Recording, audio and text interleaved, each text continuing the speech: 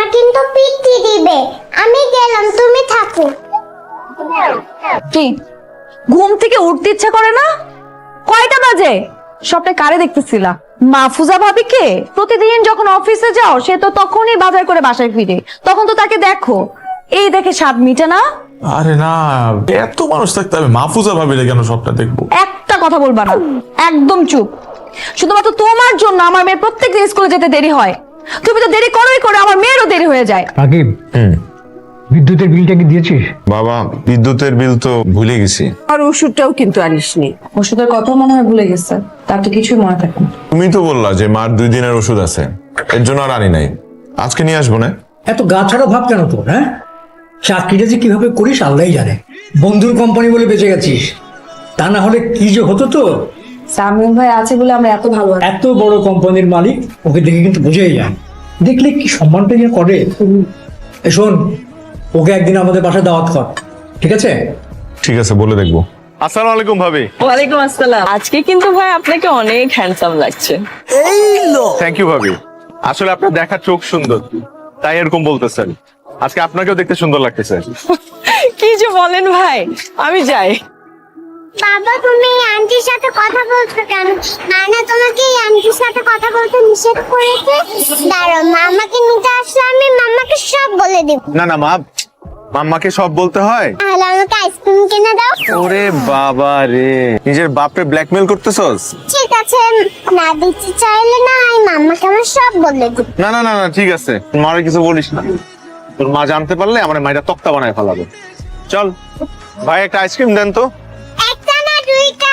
2টা কেন? না হয় কিন্তু মামাকে সব বলে দিব। আচ্ছা ভাই, 2টা আইসক্রিম দেন। আর একটা চিপস। আবার চিপস কেন? আচ্ছা আচ্ছা, মাম্মাকে সব বলে দিবি তাই তো? নে।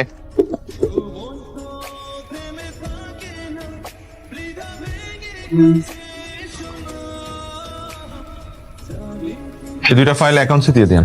ওদের কথার কাজে কোনো মিলই নাই। এগুলো বন্ধ করে দে, আমারে জিজ্ঞেস করতেছিস কেন? তুই অফিসের মালিক, তুই ছাড়া কিভাবে কি? আর তুই অফিসের সিইও, বড় বড় ডিসিশন মেকিং করার রাইট এবং পাওয়ার তোর আছে। আচ্ছা শোন, আগামী মাসে মালয়েশিয়া ট্যুরটা সেট করে ফেল। আলামা খালু সহ? গতবার তো নেপালে ঘুরতে নিয়ে গেছিলাম, খুব খুশি হয়েছিল। এবার তো মালয়েশিয়াটা ঘুরে নিয়ে আসে। এবার কি বলবি? কোম্পানি ট্যুর, কোম্পানি স্পন্সর করলো? নিশ্চয়ই, তুই আমার একমাত্র বিশ্বস্ত সাইনবোর্ড। আর নাদিয়া কল দিছে। বলো। এই শোনো না, আসার সময় একটু কচুরমুখী নিয়ে এসো তো। মা না কচুরমুখী খাইতে চাইছিল। আচ্ছা ঠিক আছে, নিয়ে আসবো। দেখো তো ইলিশ মাছ পাওয়া যায় কিনা। মানে তোমার কাছে টাকা কি আছে? ইলিশের যে দাম। না, টাকা হবে না, অসুবিধা নেই, আনবো। আচ্ছা শোনো না, হ্যাঁ বলো, শুনছি। তুমি কি করো? আমি আমি ভ্যারান্ডা বাজি, আপনি রাখেন আপনার ফাঁকি বাজি। প্রেম হেলা বাদ দিয়ে মন দিয়ে অফিসে কাজ করো। সামিউল ভাই ছিল বলে চাকরিটা পাইছো। চাকরি গেলে কিন্তু সহজে চাকরি পাবা না, মন দিয়ে কাজ করো। এই যে আমার সকালটা শুরু হয় আমার ওয়াইফের সাথে দুষ্টু মিষ্টি খুনসুটি দিয়ে, যেটা কি সবার ভাগ্যে জোটে।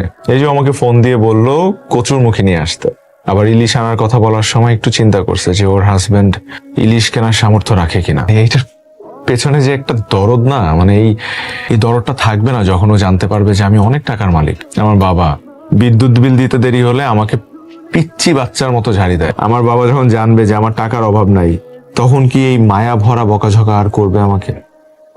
আমার মা আমার কাছে ছোট ছোট আবদার গুলো করে, সেগুলো আমার কাছে খুব স্পেশাল। সেই আবদার গুলো পূরণ করতে আমার খুব ভালো লাগে। আমার মেয়ে প্রতিদিন সকালবেলা আমার হাত ধরে যখন স্কুলে যায়, তখন এটা ওটা কেনার বায়না। আমার ওয়াইফ যখন জানতে পারবে যে আমার অনেক টাকা, তখন কি সে আর রান্না করার জন্য রান্নাঘরে যাবে? মাঝে মধ্যে তো আমার ভয় হয়। আমার মনে হয় আমার সম্পদ, আমার টাকা পয়সার কথা জানার পরে যদি ওরা আমাকে আলাদা করে দেয়, আগের মতো যদি আমার সাথে কথা না বলে, খুব মেপে মেপে হিসাব করে কথা বলে, তখন তো আমার খুব কষ্ট লাগবে রে। আচ্ছা, গোল কি দিয়েছে? হবে হবে, আজকে কিন্তু ব্রাজিলই জিতবে। হ্যাঁ, আমি কিন্তু আপনার দলে। জিতবে এবার। খুব জিতবে, খালি দেখো না কয় হালি গোল খায়। আমু বলো না, যে কি জানি 7 আপ 7 আপ 7 আপ 7। এই চুপ, একদম সেভেন আপ করবে না। 36 বছর কান্নাকাটি করে একটা কাপ জিতছো, তারপর প্যারান্টি দিয়ে। তোমরা একটা কাজ করো, তোমরা আর্জেন্টিনা নামটা চেঞ্জ করে প্যারান্টিনা রেখে দাও, এটাই ভালো হবে। ওরে বাবা, আর তোমরা যে 20 বছর ধরে কোয়ার্টার ফাইনালই খেলতে পারো না, তাদের মুখে এ ধরনের কথা শোভা পায় না। হ্যাঁ, আমরা কোয়ার্টার ফাইনাল খেলছি, আমরা রানার্স আপ হয়েছি, আমরা কাপ নিয়েছি। 2টা কাপ নিয়েছো, মাত্র 3টা, আর আমরা 5টা কাপ নিয়েছি। আগে আমাদের লেভেলে আসো, তারপর 5 কারেন্ট চলে। বৌমা হারিকেন নিয়ে আসছো কেন বলো তো? চার্জার লাইটটা নিয়ে আসবে না, কিচ্ছুই দেখা যায় না। হারিকেনই তো ভালো মা, মনে নাই ছোটবেলায় কারেন্ট চলে গেলে আমরা ছাদে বসে এসে লুডো খেলতাম একসাথে, তখন কিভাবে দেখতাম? হারিকেনই তো দেখতাম। এটা ব্যাপার আছে বাবা। হ্যাঁ ইদানিং তুমি আমার দিকে খেয়ালই করছো না। খেয়াল করি না মানে? আমি তো সারাক্ষণ তোমার দিকেই তাকাই থাকি, তোমারই দেখি। প্রচুর দেখো, আমি যে ইদানিং ডায়েট করতেছি, শুকানোর চেষ্টা করতেছি, একবার নোটিস করছো এটা? শুকাইছো নাকি? এই বয়সে কার জন্য শুকাইতেছো? মাহফুজা ভাবির হাজবেন্ডের জন্য। তোমার জন্য মরতে পারি ও সুন্দরী, তুমি গলার মালা, একটু দাও ভালোবাসা আর দিও না জ্বালা, কন্যা হৃদয় দাও, কন্যা হৃদয় দাও, হৃদয় নাও যখন ইচ্ছা তখন, সারা জীবন বাসবো ভালো, এখন বাসি যেমন, ভালোবাসো আমায় একটু ভালোবাসো। I love you. I love you. আমরা একবার ভার্সিটি থেকে কক্সবাজার গিয়েছিলাম, তুমি আর আমি সারা রাত সমুদ্রের পাড়ে বসে কাটিয়ে দিয়েছিলাম। খুব মনে আছে। তারপর পুলিশ আসলো, আমাদেরকে উঠাই দিতে চাইলো, তুমি তর্ক শুরু করে দিলা। কি সাহস তোমার! সাহস থাকার কি আছে, ওনারা তো কিছু না বুঝে আমাদের সাথে উল্টাপাল্টা ব্যবহার শুরু করে দিয়েছিল। তাও আমি ভয় পেয়েছিলাম। আমার মাঝে মাঝে কি মনে হয় জানো, তোমাকে নিয়ে সমুদ্রের পাড়ে বসে সারাটা রাত কাটিয়ে দিই। চলো যাই। ওই কক্সবাজার? না বাবা, অনেক গিয়েছে, আর যেতে চাই না। কেন, তোমার অফিস থেকে এবার কোনো ট্রিপ দিচ্ছে না? এই বছর তো কোনো ঝামেলা হয়েছে? এই বছর তোমাকে দিচ্ছে না, তুমি বেস্ট এমপ্লয়ি হতে পারোনি তাই? আচ্ছা, আমি দরকার হলে সামিউল ভাইকে বলি, আমি বললে তো সে নিশ্চয়ই আমাকে ফেলতে পারবে না। এত রাতে সামিউলকে কল দাও? এত রাত কোথায়, মাত্র 11:30 বাজে। ওনারা কি আমাদের মতো মিডল ক্লাস নাকি যে এত তাড়াতাড়ি ঘুমিয়ে পড়বে? নিশ্চয়ই কোনো পার্টি ফার্টিতে আছে। দেখো সামিউল ভাই তো সামিউল ভাই। আসসালামু আলাইকুম ভাবি। ও ভাইয়া, ওয়ালাইকুম আসসালাম। সরি, আসলে অনেক রাতে মনে ফোন দিয়ে দিলাম নাকি? আচ্ছা শুনো না ভাইয়া, এই বছর না হয় আমার হাজবেন্ড ভালোভাবে পারফরমেন্স করতে পারেনি, ঠিকভাবে অফিসে যেতে পারেনি, এই জন্য বেস্ট এমপ্লয়ি হতে পারেনি। তাই বলে কি ভাই আমাদের ট্রিপটা আপনি ক্যান্সেল করে দিবেন? আচ্ছা, আপনি তো জানেনই সারাটা বছর ওয়েট করে থাকি এই ট্রিপটার জন্য, আমরা তো আর কোথাও যেতেও পারি না। আপনি তো জানেনই রাকিব কেমন, ও আমাকে বলতেছে কক্সবাজার ফিক্স করে দেন। জি স্যার, ওকে 5টা দিবেন। Okay sir, thank you so much. আচ্ছা, আমি একটা জিনিস বুঝলাম না, যখনই তুমি আমাদেরকে নিয়ে খেতে বের হও তখন যে রেস্টুরেন্টে যাই সেই রেস্টুরেন্টই ফাঁকা থাকে। হ্যাঁ রে রাকিব, আমি না এটাও খেয়াল করেছি, মানে যখনই আমরা একসাথে কোথাও খেতে যাই ওই রেস্টুরেন্টে আমরা ছাড়া কোনো কাস্টমারই নাই। হ্যাঁ, এটা আমি কি করে বলবো বলো তো?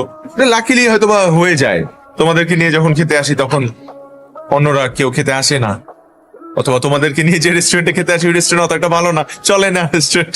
এই রেস্টুরেন্ট দেখলে তো মনে হয় না যে চলে না, ভালোই চলার কথা। অনেক সুন্দর না? অনেক সুন্দর, ভালোই লাগছে যে আশেপাশে কোনো মানুষ নেই, আমরা আমাদের মতো করে খেতে পারতেছি, আমরা আমাদের মতো আছি, এটা কিন্তু ভালো লাগছে। ভালোবাসা কত নিম্নগামী হয়, নাতনির প্রতি দাদা দাদির ভালোবাসা কত শুদ্ধ, কত সুন্দর। আসসালামু আলাইকুম স্যার। স্যার আপনি এখানে? সামিউল স্যার এটা কোনো কাজ করলো? কোম্পানির ভেন্ডারের লিস্ট থেকে আমাদের নামটা বাদ দিয়ে দিচ্ছে। স্যার আপনি একটু কথা বলে দেখেন না যদি কিছু করা যায় স্যার। বোকা বন্ধু, কেমন আছিস তুই? জি স্যার। কি স্যার স্যার শুরু করলাম? আমি মানলাম যে হ্যাঁ অনেক অভিমান আছে, কোম্পানির সাথে কোম্পানির একটা দ্বন্দ্ব আছে, কিন্তু তাই বলে ভাই তুই সামিউলে গিয়ে স্যার স্যার কর, আমারে স্যার করিস না। আয়, দেখা হয়েছে এতদিন পর, আয় বুকে আয়।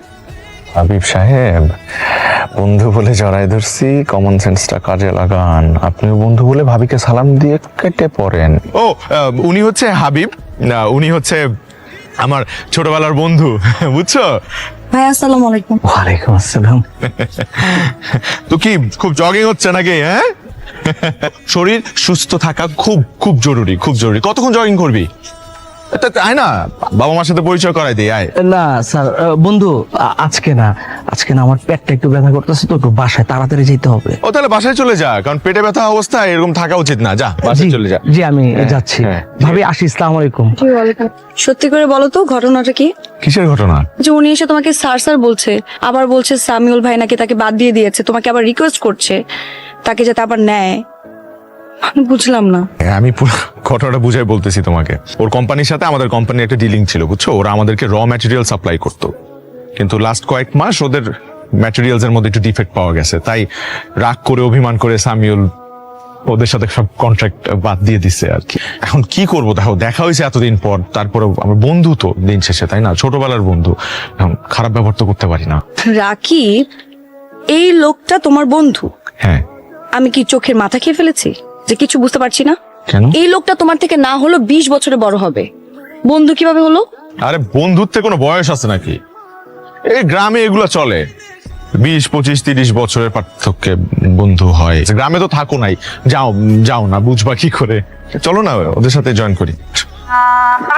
রাকিব ভাইয়ের মতো কি? ওটাই রাকিব ভাই, আমার কথাটা একটু বিশ্বাস করে। বিশ্বাস করবো আপনার কথা? কি বলতেছেন ভাবি? মানে একটা সুন্দরী রমণী এসে আমার হাজবেন্ডকে রাস্তায় দাঁড়িয়ে কোটটাই পরাই দিয়ে নিয়ে চলে গেল, মানে এত সহজ?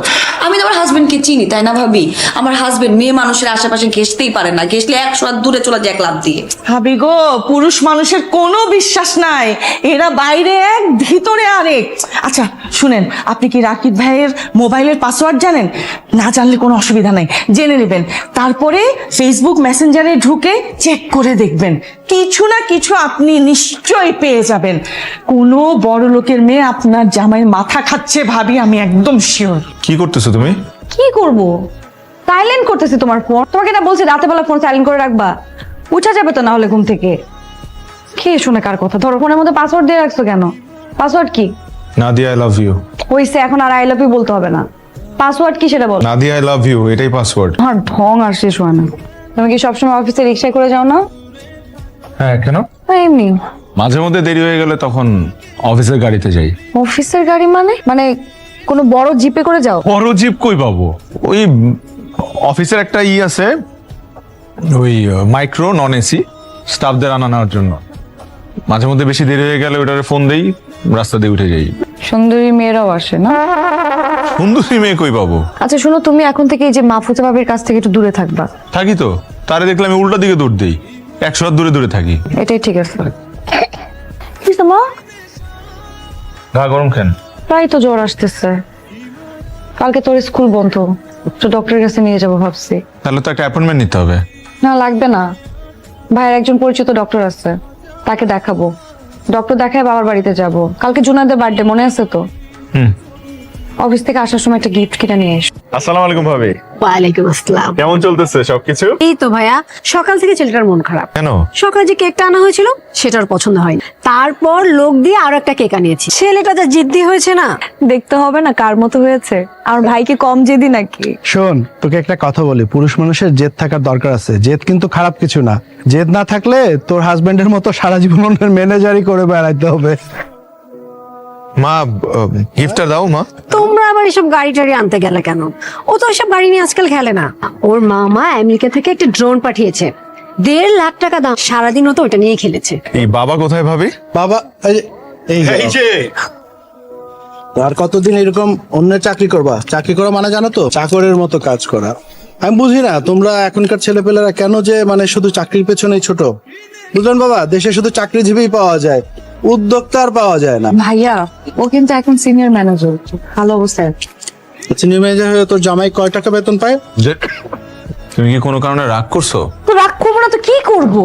ভাইয়া ভাবিরা কি পরিমাণে অপমান করলো সবার সামনে। 4-5 হাজার টাকা দিয়ে তুমি একটা গিফট কিনে দিলা। এই খেলাটা না কিনে একটু দামি খেলা তো কিনে দিতে পারতাম, তাই না? আমি বলছিলামও তোমাকে, না সেটা করলা না। ভাবে ভাই বোনেরা থাকে বিদেশে, সবসময় জুনাদকে দামি দামি গিফট কিনে দেয়। আর আমি তোর ফুপু, ফুপু হয়ে আমি কি গিফটটা দিলাম? কথা তো শোনাবেই। ভাইয়া ঠিকই বলছে, সবসময় সামিউল ভাইয়ের উপর ভরসা করে থাকি। আমার জীবনটাই পার হবে চুলা ঠেলতে ঠেলতে। কি বলতেছো তুমি? ঠিকই বলতেছি। শোনো, তুমি একটা কাজ করবা, তুমি বাবাকে বলবা যে তোমাদের গ্রামের একটা জমি আছে, সেই জমিটা বিক্রি করে তোমাকে যাতে কিছু টাকা দেয়, এটা দিয়ে একটা বিজনেস শুরু করো। কিছু একটা করো। কি বিজনেস করবা সেটা যদি তোমার বুদ্ধিতে না আসে, তুমি সামিউল ভাইকে জিজ্ঞেস করো, তার কাছ থেকে একটা বুদ্ধি নাও। ও সেই বুদ্ধি নিতেও তো তোমার আবার কষ্ট হয়ে যাবে। আমি জিজ্ঞেস করি কি বুদ্ধিতে করা যায় বিজনেস? পাগল হয়ে গেছো নাকি? হ্যাঁ পাগল হয়ে গেছি, একদম পাগল হয়ে গেছি। আমার আর মানুষের কথা শুনতে ভালো লাগে না। যখন প্রেম করতা তখন কত কথা শোনাইছো আমাকে, যে নাদিয়া তোমাকে আমি কোনোদিন কোনো কষ্ট ফিল করতে দিব না, আমার দ্বারা তুমি সবসময় ভালো থাকবা, সবসময় আমি তোমাকে সুখে রাখবো। এই আমার সুখ, খুব সুখে সংসার করতেছি আমি। হ্যাঁ বলো। বাবা আমাকে ফোন দিছিল, তুমি নাকি নতুন একটা ট্যাব কিনে জোনাইদের জন্য পাঠিয়েছো। পাঠাইছি তো। কেন, কি হয়েছে? কি হয়েছে মানে? তুমি টাকা কোথায় পাইছো ট্যাব কেনার? টাকা সামিউল দিছে। কালকে ঘটনা শুনে ও খুব রাগ করছে, বললো যে খেলতে গিয়ে ভাস্তি একটা জিনিস নষ্ট করে ফেলছে, এর জন্য এত কথা শোনানোর কি আছে। এটা ওর খুব খারাপ লাগছে, তাই ও আমাকে টাকা দিছে আর আমি টাকাতে একটা ট্যাব কিনে পাঠিয়ে দিছি। আমি জানতাম এটা সামিউল ভাইয়েরই কাজ হবে। তোমার বন্ধু ভাগ্য দেখলে যে কারো হিংসা হবে, কিন্তু একটা দুঃসংবাদ আছে। দুঃসংবাদ? হ্যাঁ, ভাইয়া তো মহা বিপদে পড়ছে। ওই যে চায়না থেকে কি না কি ইম্পোর্ট করতে চাইছিল, এই জন্য তো বাড়ি মর্গেজ লাগছিল। তারপর তো সব প্রোডাক্ট এই কাস্টমসে নাকি আটকায় রাখছে, কন্টেনার নাকি কিচ্ছু বের করতে পারতেছে না। তুমি জানো 6 কোটি টাকার প্রোডাক্ট ছিল ওইখানে। কি বলো, কেন? পুরোটা তো জানি না, কি জানি কি ফলস ডিক্লারেশন ছিল, এজন্য নাকি প্রোডাক্ট সব আটকায় দিচ্ছে। বাবা তো পুরা ভেঙে পড়ছে, সবকিছু মর্গেজ দিয়ে তারপরে তারা এটা দিচ্ছে। আমি শুনলাম ভাইয়ার নামে নাকি তারা মামলাও করতে পারে। তাহলে তো বড় বিপদ। মামা মামা খারাপ লাগতেছে? হ্যালো নাদিয়া। বাবা যা সন্দেহ করেছিলাম তাই, আপনাদের বাচ্চার হার্টে একটা ছিদ্র আছে। হার্টে ছিদ্র মানে? হঠাৎ করে হার্টে ছিদ্র কোত্থেকে আসলো? না, হঠাৎ করে না, এটা জন্মগত। যখন ছোট থাকে তখন এগুলো টের পাওয়া যায় না, বড় হলে যখন একটু হালাকি করে দৌড়াদৌড়ি করে ওরা করে তখন টের পাওয়া যায়। কি বলছিস? ওর আর মেয়ের কি হবে? ঘাবড়াবেন না, আমাদের এখানে চিকিৎসার ব্যবস্থা আছে। ওর ওপেন হার্ট সার্জারি করতে হবে।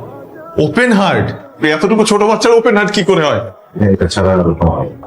এটা করতে হবে এবং দ্রুতই করতে হবে। কিছু খরচা করতে ব্যাপার আছে, প্রায় 15 লাখ টাকা। টাকাটা কিভাবে জোগাড় করবা? তাই তো ভাইয়ের কাছ থেকে তো চাইতে পারবো না, ভাইয়া তো নিজেই ডুবে বসে আছে ব্যবসা নিয়ে।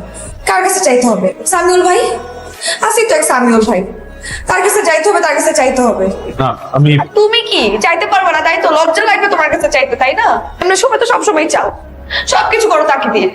এখন আমার মেয়ের অপারেশন তুমি চাইতে পারবা না, ওর চাইতেও হবে না। তোমার যদি এতই লজ্জা লাগে, এতই যদি তুমি কিছু করতে না পারো, আমি দরকার হলে তার সাথে কথা বলবো। আমি যাচ্ছি। পিউ এখন সম্পূর্ণ সুস্থ। হ্যাঁ বাবা। সালাম ভাবি, সালাম আঙ্কেল। পিউ এখন কেমন আছে? আলহামদুলিল্লাহ ভাইয়া।